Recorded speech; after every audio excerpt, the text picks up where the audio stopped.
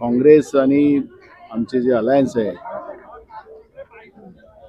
त्यांच्यामध्ये पाहिलेला उत्साह आणि जनतेमध्ये सुद्धा आज भंडारा शहरामध्ये असलेल्या मग शिवसेना असेल, भाजप असेल किंवा राष्ट्रवादी असेल जे आज सत्तेमध्ये आहे, या सगळ्यांचा भ्रष्टाचार हा जनतेच्या लक्षात आणि भंडाऱ्याची जी दुर्दशा गेल्या 10 वर्षात ह्या तिघांनी मिळून जी केलेली आहे ती भंडारा शहराच्या जनतेला समजलेली आहे।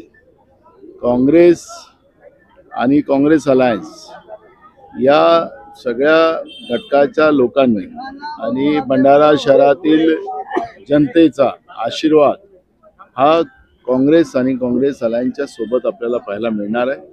बहुमतानं या ठिकाणी आमचे नगराध्यक्षाचे उमेदवार असतील, आमचे सदस्य असतील, ते निवडून येतील।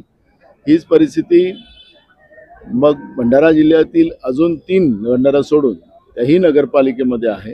गोंदिया जिल्ह्यामध्येही 4 नगरपालिकांच्या निवडणुका आहेत आणि त्याही निवडणुकांमध्ये काँग्रेस आणि अलायन्स आपल्याला बहुमताने निवडून आलेलं पाहायला मिळणार आहे। महाराष्ट्र